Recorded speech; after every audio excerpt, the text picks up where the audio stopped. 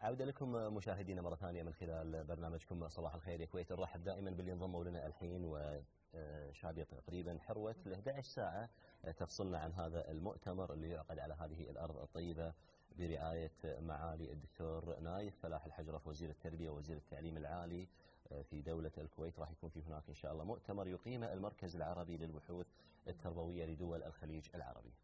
هذا المؤتمر مثل ما قلنا يبلش اليوم وراح يكون عبارة عن محاضرات تستمر اليوم وباكر إن شاء الله، فيها العديد من المشاركين من دول الخليج العربي، وأكيد راح يكون في لنا خلينا نقول جانب من تغطية إعلامية من برنامجكم صباح الخير يا كويت بصحبة ضيفنا اللي موجود ومنورنا هنا بالاستديو. لكن أنا اللي أثر انتباهي هو عنوان المؤتمر، يعني تنمية الثقافة استدامة التنمية. لكن نتعرف يعني لماذا مثلا اختاروا هذا العنوان بالذات. سعدنا أن نرحب بالأستاذ الدكتور مرزوق يوسف الغنيم رئيس المركز العربي للبحوث التربوية لدول الخليج. صباح الخير دكتور مرزوق، وأهلا بك معنا في صباح الخير كويت. شكرا جزيلا، صباح الخير علينا وعليكم جميعا على الكويت العزيزة. إذا احنا أثرنا وعزيز في البداية البروشير اللي تهم المؤتمر، والعنوان هو تنمية الثقافة استدامة التنمية. هذا هو عنوان هذه الدورة بما أنها هي الدورة ال20 لموسم الثقافي. دكتور، ماذا يعني هذا العنوان تنمية الثقافة استدامة للتنمية؟ شكرا جزيلا دكتور كريمة. احنا خلينا نبدأ ماذا يعني هذا المؤتمر أو هذا الموسم الثقافي بالنسبة لنا كالمركز العربي للبحوث التربوية لدول الخليج. المركز العربي للبحوث التربوية لدول الخليج مكتب إقليمي يضم دول أعضاء فيه اللي هي 6 دول الخليجية بالإضافة إلى اليمن، يعني بالأمور التربوية والثقافية بشكل عام، ويخدم تطلعات ومتطلبات وزارات التربية المختلفة في الدول الأعضاء. هذا الموسم هو الموسم ال20، يعني مر علينا عقدين من الزمان ونحن نقيم مثل هذا الموسم سنويا في شهر ابريل، يعني يتراوح بين في منتصف ابريل من 15 14 13 حسب ومرت علينا او مر علينا 19 موسم ثقافي، وهذا الموسم ال20 مثل ما قلت قبل قليل اخترنا له عنوان وهو تنمية الثقافة استدامة للتنمية. نحاول نشوف الثقافة ودورها في التنمية. طبعا التنمية مرتبطة بالتربية، إذا لم يكن هناك تربية مدروسة وإعداد النشء ليكونون لهم دور في التنمية، إذا ليس هناك تنمية بالتالي. أخذنا هذين النقطتين الثقافة والتنمية وربطناهم باستدامة التنمية، ووزعناهم إلى محورين أساسيين. المحور الأول كان ثقافتنا الحالية وأثرها في التنمية، وبعدين دور التنمية أو دور التنمية في تطوير الثقافة نفسها. إذا لم يكن هناك ثقافة، والثقافة لا تعني أني أقرأ وأكتب، الثقافة لها مدلولات كثيرة جدا ولها تعريفات كثيرة جدا في مجال البحث التربوي ومجال الدراسات المختلفة. إذا احنا نفكر لتفتيح أذهان أولادنا وأبنائنا والناس بشكل عام إلى هذا المفهوم لمفهوم التربية، وأن التربية ليست الثقافة ليست متوقعة في قراءة كتاب أو نقد كتاب، إنما هي أشياء كثيرة. هذا ما راح يطرحه الإخوان المحاضرين في اليوم وغدا في موسمنا الثقافي. هناك محورين مثل ما قلت قبل قليل، أحدهما راح يطرح اليوم أخونا الأستاذ إبراهيم البليهي، وهو عضو مجلس الشورى بالمملكة العربية السعودية، وهو مفكر عربي معروف له دور في هذا المجال بالذات، وراح يتكلم عن ثقافتنا المجتمعية وأثرها في التنمية. يوم قد راح يتكلم أخ كريم آخر وهو الدكتور حمود خلفان وكيل وزارة التربية والتعليم بسلطنة عمان، راح يتكلم عن دور التربية في تكوين ثقافة التنمية المستدامة، كيف ننمي أو نكون ثقافة مستدامة بحيث أن يكون إعدادنا التربوي لأولادنا، إعدادنا التربوي في مدارسنا له دور في أن تكون هذه التربية مستدامة أو الثقافة مستدامة، ليكون هناك نوع من التربية. يكون هناك يعني تركيز على التربية يعني في جميع الدول الشعوب المتقدمة. نرى أن هناك الركيزة الأولى تعطى للتربية، ولذلك ربما أعتقد سميت وزارة التربية نعم. والتعليم. نعم. نعم. بعض الدول اللي تسميها وزارة التربية مثل الكويت، نعم. يعني هي تربية أكثر من تعليم، التعليم أجزاء في أي مكان. نعم. لكن دور وزارات التربية هي وضع الشخص في طريق سليم أو توجيهه بطريق سليم ليصل إلى خريج بعد ذلك مثقف. العلم موجود في الكتب مثل ما نعرف احنا، لكن كيف أنمي في هذا الشخص البحث التربوي، كيف أنمي فيه التطلع، كيف أنمي فيه ثقافة الحوار، كيف أنمي فيه أشياء كثيرة عن طريق التربية. نعم دكتور، يعني مثل ما تفضلت قبل شوي 19 موسم ثقافي قام فيه خلينا نقول المركز العربي للبحوث التربوية في دول الخليج العربي، بالإضافة إلى أكيد يمكن مئات البحوث التي أنجزها هذا المركز. لكن يتبادر هذا السؤال إلى ذهن يمكن المتابع لحديثك، أين تذهب هذه البحوث ووين ينتهي فيها المطاف على أرض الواقع؟ المركز العربي للبحوث التربوية في دول الخليج يحقق أو ينجز بحوث مطلوبة من الدول الأعضاء عن طريق المجلس التنفيذي اللي هو وكلاء وزارة التربية في الدول الأعضاء، وعن طريق المؤتمر العام اللي هو أعضاء أصحاب معالي وزراء التربية والتعليم بالدول الأعضاء. عندما تقر بحوث أو دراسات يقوم مجلس المركز العربي بتنفيذها عن طريق داخل خبراء متخصصين وباحثين متخصصين كلهم حملة دكتوراه ولهم خبرة عريضة في مجال البحث التربوي، أو عن طريق بعض بيوت الخبرة المختلفة في العالم بشكل عام، يعني سواء العالم منطقة الخليج أو العالم العربي أو العالم بشكل عام، مثل مكتب التربية الدولي في جنيف، مثل معهد التخطيط الدولي في باريس تابع لليونسكو، مثل اللي تعاوننا معاهم أمثلة يعني جامعة كونكتيكت في أمريكا، ينفذون هذا البرنامج ليس بمعزل عن الأرض الواقع، يعني عيناتهم من أرض الواقع ودراساتهم على الواقع، وعندما تنجز هذه الدراسات توزع على الدول الأعضاء. بعض الدول تأخذها من أولها لآخرها، بعض الدول تأخذ ما يناسبها، بعض الدول تطلب بتغيير أشياء معينة لتناسبها. إنما في كل الحالات الدول تستفيد من هذه الدراسات، لأن هي اللي أقرت هذه الدراسات وهي اللي رصدت لها الميزانية. هي الدراسات أو البحوث تكون دكتور علمية أم تخص يعني جميع المجالات جميع العلوم؟ احنا مختصين في التربية. احنا مختصين بالتربية الأمور التربوية. المركز العربي بدأ عمله في عام 1979، يعني عريق بخبرته. كان ابتدأ في البداية عن طريق الدول الأعضاء، وطلب الدول الأعضاء توحيد المناهج. يمكن كثيرين من يمكن يسمعونا درسوا كتب العلوم والرياضيات واللغة العربية وعليها شعار المركز العربي للبحوث التربوية في دول الخليج. وحدت المناهج في دول الخليج كلها، كتاب واحد يدرس في جميع الدول الأعضاء. بعد ذلك اتجهوا الدول الأعضاء إلى الدراسات التربوية البحتة مثل مهارات التفكير، ودور هذا الموضوع في تنمية مهارة التفكير للطلبة، وهذا موضوع مهم جدا. مثل الوزن النسبي للمواد الدراسية، كم نسبة الفيزياء للكيمياء للرياضيات لكذا، وهذا أيضا موضوع مهم علشان تكون دولنا كلها بميزان واحد. موضوع اقتصاديات التعليم، موضوعات كثيرة جدا، دراسات ضخمة. الآن انجزنا يعني آخره كان أمس بالمناسبة إنجاز معاجم لغوية للطلاب من الصف الأول ابتدائي حتى الصف الثاني عشر، اللي هو الرابع ثانوي بالنسبة لبعض الدول والثالث ثانوي في الدول الأخرى. معاجم لغوية تخدم الطالب جميع الكلمات اللي فيها من واقع الكتب العلمية اللي يدرسها، سواء رياضيات أو علوم أو تربية إسلامية أو كذا. وطبعا راعينا اختلاف العمر، اختلاف في تصميم، نلقى من الصف الأول الصف الثالث رسومات جميلة وعليها الكتابة بخط كبير.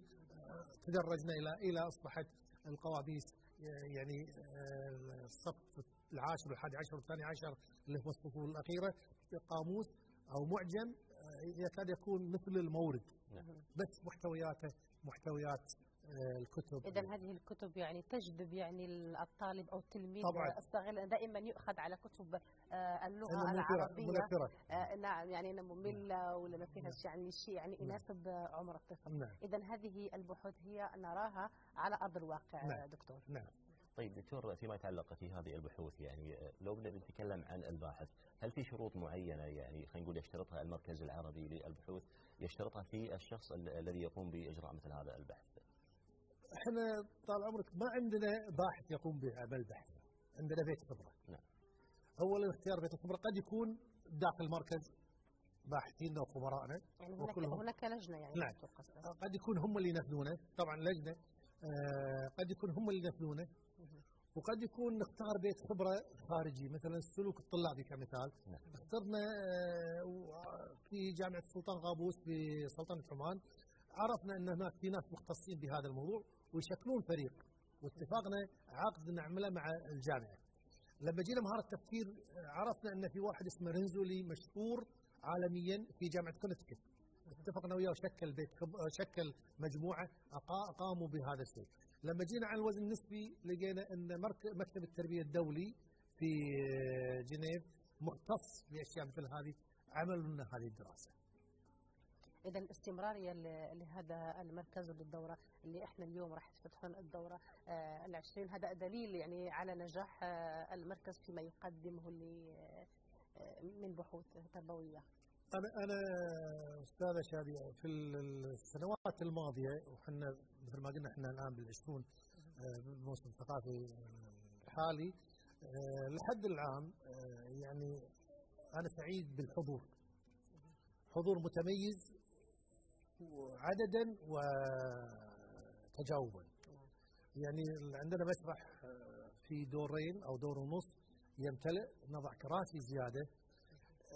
العدد أيضا ما يعني أن نجاح بقدر ما التجاوب، الحضور مع المحاضرين.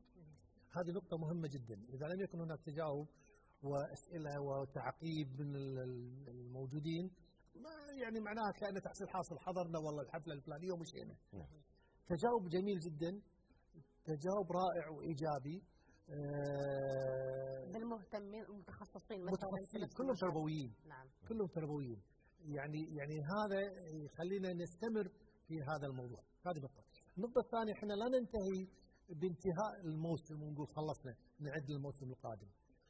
مجرد ينتهي نبتدي تفريق المحاضرات وتفريق التعقيبات ونصدرها في كتاب يوزع على الدول الأعضاء، ويستفيدون من التوصيات، نستخلص من التوصيات، يستفيدون من التوصيات، يستفيدون من التعقيبات، يستفيدون من الذي يطرح، لأن دائما اللي ندعوهم احنا مفكرين الحقيقة. لهم باع طويل في مجالهم. يعني لما دعينا الأستاذ إبراهيم بليهي نعرف شنو دوره في موضوع الثقافة، ونعرف ان مجرد السمع ان في ناس راح يجونا ما قطعوا يجونا قبل.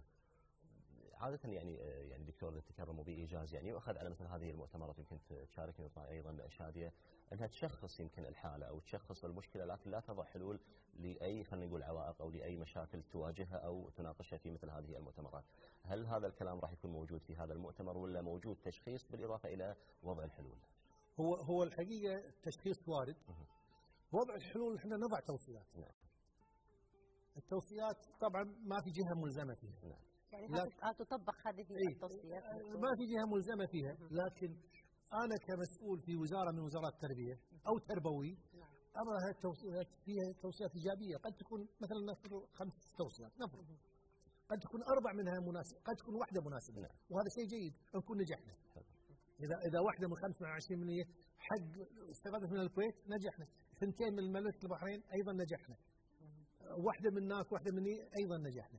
ولذلك يعني احنا حريصين على استمرار هذا المؤتمر أو هذا الموسم الثقافي لحرص الناس. يعني احنا قبل فترة يسألونا متى موسمكم؟ متى موسمكم؟ وهذا شيء جيد. المركز العربي للبحوث التربوية ودول الخليج أين مقره؟ لدينا بالكويت أم؟ المركز العربي مثل ما بديت كلامي انه مركز اقليمي. المثال مركز اقليمي يضم في دول الخليج بالاضافه لليمن مقره الدائم في الكويت في منطقه الشاميه. يعني هذا مقر الدائم. دائما معروفه يعني الكويت دائما هي السباقه في كل ما يتعلق بالتربيه وبالثقافه. نعم. هو الحقيقه جهاز من اجهزه مكتب التربيه العربي لدول الخليج اللي مقر بالرياض، وهذا جاء بادره من مبادرات دول الاعضاء لانشاء جهه تكون مهتمه بالتربيه والتعليم في المنطقه. كانوا الحقيقه بداوا 1975 ولما ابتدى في انشاء المكتب، لما ابتدى احساس وزراء التربيه في ذلك الوقت باهميه هذا المكتب انشئ هذا المركز ليختص بس بالبحوث التربويه دول الخليج. نتمنى لكم دائما التوفيق في هذا المركز، وهذه طبعا دعوه موجهه للجمهور الكريم. يعني بس يعني خططكم المستقبليه، يعني احنا بهاللقاء يعني شوقنا نعرف شنو خطط المركز المستقبليه مع نجاحه لمده 20 سنه. المركز له دورات ماليه نسميها. الدوره الماليه سنتين. قبل بدايه الدوره الماليه، ودائما احنا سنتين هجريتين نمشي على التقويم الهجري، قبل محرم تكون هناك بعض البرامج مقترحه يحدد فيها الهدف. لما نقول برنامج مثلا نرجع نقول سلوك الطلابي او تقييم الطلبه قبل الاجازات، الان برامج او يعني اشياء كثيره. الهدف من هذا البرنامج الجهه المستفيده، المخرجات المنتظره، وتعرض على فريق عمل من الدول الاعضاء، ونقول هذا برنامج وهذه الاشياء اللي نبيها. مدى احساس هذه الدول باهميه البرنامج يقر وتقر له ميزانيه. نحن الان ننفذ ميزانيه العام الهجري الحالي مع العام القادم بمجموعه برامج. المركز يقترح والدول تقترح، ثم اقتراح المركز واقتراح الدول يناقش وتطلع مجموعه من البرامج تحدد لها الميزانيه. مجرد يوافق عليها المؤتمر العام اللي هو اصحاب معالي وزاره التربيه والتعليم، يبتدي المركز بتنفيذها، البحث عن بيوت خبره، البحث عن منفذين، وكل برنامج ينتهي لا نعلن عن انتهاء الا بعقد ورشه او ندوه لمناقشه هذا البرنامج من الدول الاعضاء. تمام. مدى احساسهم وشعورهم بان هذا مناسب، بعدين نقول نوزع على الدول علشان مجهود كبير تشكرون عليه. الله يسلمك. يعطيكم العافيه ونتمنى لكم التوفيق. هي فقط دعوه طبعا للجمهور الكريم للتفاعل مع هذا المؤتمر اللي راح يبلش ان شاء الله. التربويين والمهتمين بالعمليه التربويين والمعلمين بامكانهم يتفاعلون مع هذا المؤتمر اللي يعقد او يقام ان شاء الله في اقل خلينا نقول من 11 ساعه اليوم على هذه الارض الطيبه، ويستمر ان شاء الله ليوم الغد. كل الشكر للاستاذ الدكتور مرزوق يوسف الغنيم رئيس المركز العربي للبحوث التربويه لدول الخليج. اشكرك على وجودك معنا في برنامج صباح الخير الكويت. لكن قبل لا يعني قبل لا تغادرنا بس بودنا نسالك، احنا هنا يعني خلينا نقول متعودين في البرنامج بين فتره وفتره نبحث عن مفرده كويتيه. في عندي مفرده هي مو كويتيه لكن كانت دارجه ايام اول، باينباخ. مر عليك المفرده هذه؟ باينباخ هي الكرفته. ما شاء الله، لا اله الا الله. الله عليك. واصلها جائزه ولا ما فيش جائزه عبد العزيز؟ شنو اصل هذه الكلمه؟ اصلها اقولها في الموسم ال21 الحادي والعشرين. عساك على الله يسلمك. شكرا دكتور على تواجدك. انا بس بالمناسبه يعني ارجو ان يكون هذه الجلسه فيها دعوه خاصه للجميع لحضور هذه الفعاليه الرائده الحقيقه. اليوم الساعة 7 إن شاء الله في مقر المركز بالشامية، وغدا الساعة 7 في مقر المركز بالشامية. سيكون اليوم محاضرنا الأخ الكريم الأستاذ إبراهيم البليهي عضو مجلس الشورى السعودي، وهو مفكر مثل ما قلنا سعودي معروف له كتاباته المتميزة. يوم قد أيضا الساعة 7 راح يكون معنا الدكتور محمود الخلفان الحارثي وكيل وزارة التربية والتعليم بسلطنة عمان، راح يتكلم عن المحور الثاني، وهذا يعتبرها دعوة عامة للجميع. أرجو أن يلبوا أيضا. شكرا جزيلا. يعطيك العافيه دكتور. سالنا الدكتور واستطاع انه خلينا نقول يعني يجاوب. يعني نادرا ما يكون حد من ضيفنا بيعطينا يعني جواب الكلمه النادره باللهجه الكويتيه. لكن ايضا سالنا الجمهور، خلينا نشوف الجمهور منو بيقدر يتوصل الى ايضا الى الاجابه الصحيحه. متواصلين معكم مشاهدينا في صباح الخير يا كويت، نشوف التقرير ورادين لكم ان شاء الله.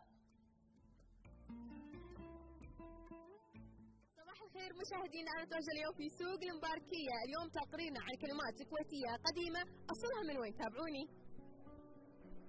باين باي مع السلامه، بس ما ادري والله. باين با؟ والله سهيله عنه. ايش؟ ما ادري والله. اوكي.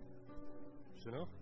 يعني باين باغ معناها منك ولا مو منك؟ شنو؟ باين باغ. باين كرفتة. باين باغ يعني باين باغ. كرفتة عادي. ما ادري. باين باغ؟ كرفتة. يا سلام عليك. اصلها من الكويت. كلمة باينباغ، تعرفون شنو الباينباغ؟ الباينباغ هي الكرافتة، وأصل الكلمة تركية وتنطق باينباغ. الكلمة هذه كانت دارجة في الجيل القديم، حاليا الجيل الحالي يستعمل كلمة كرافتة بدال كلمة باينباغ، اللي مثل ما ذكرنا في البداية هي كلمة تركية الأصل.